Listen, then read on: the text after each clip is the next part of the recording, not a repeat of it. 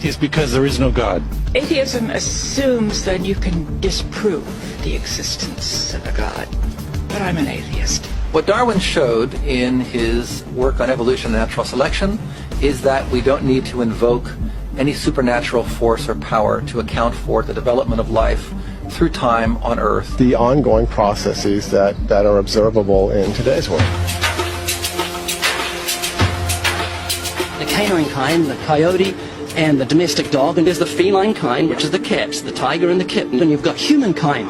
So Darwin said there'd be a change of kinds over many years, so could you give me one example of observable evidence of a change of kinds? So, for instance, the fossil record shows the common ancestors of all carnivores, that cats and dogs were once linked, once united by a common ancestor. How long ago?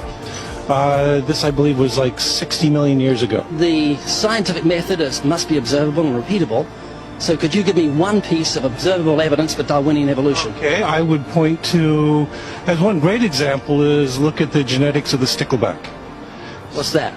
So stickleback fish are a very interesting collection of species that were recently isolated after the end of the Ice Age. What do they become?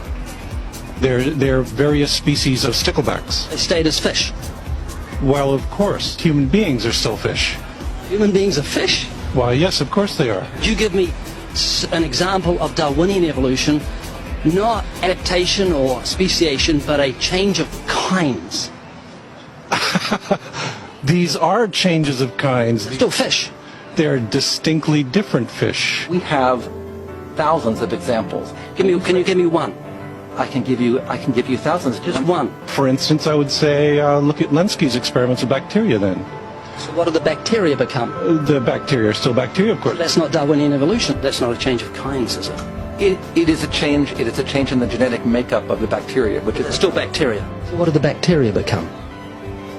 A new kind of bacteria. It's still bacteria. There's no change of kinds.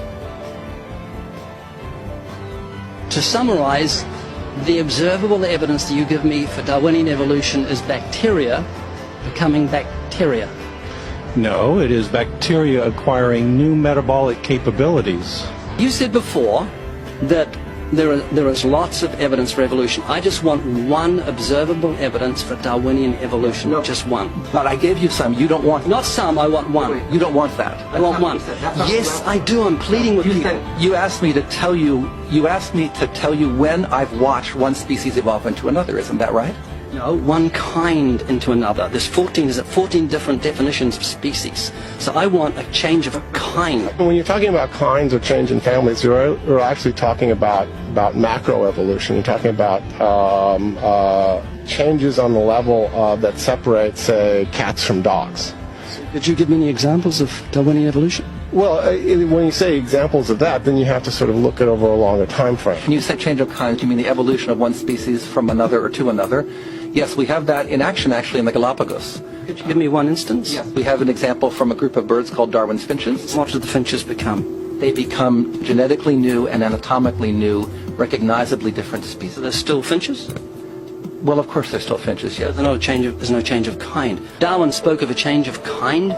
Can you think of any observable evidence for Darwinian evolution where there's a change of kind? Change of kind. Kind. I'm gonna have to think about that one a little longer. You give me anything that I can see, observe, and test, which is the scientific method for Darwinian evolution, a change of kinds. Test and observe.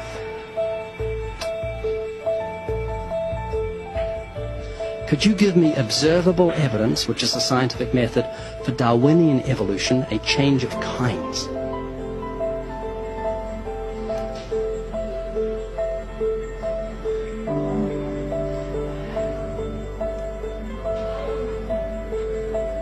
Okay, I gotta think about it.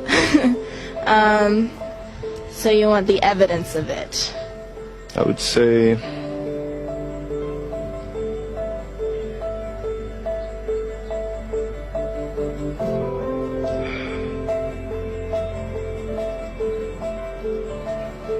I cannot, I think.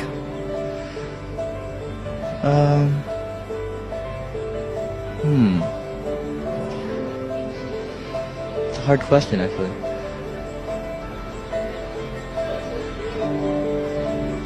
Mitochondrial DNA.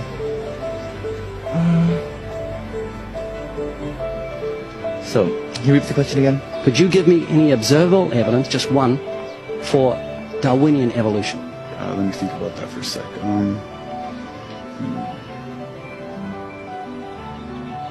Observable evidence, something where we don't have to exercise faith.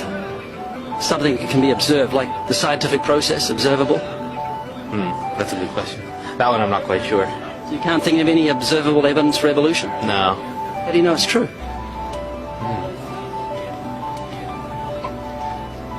I'm not sure. So Darwinian evolution is not observable, it's not scientific. I guess so. So it's unscientific, you can't prove it. Scientific, actually. You could prove it. It could be proven. Just Do it for me. that's hard. It's just too broad of a. Unobservable, that's why you need millions of years. Yes, exactly. You're trusting the biology majors and the biology professors know what they're talking about, and they can't even give me evidence of a change of kinds. Well, then there isn't one. If they don't give it, then I wouldn't say there was. I just go on what I've seen and what I've learned from What do you believe? Yeah. You know what that's called? What? Blind faith. Blind faith.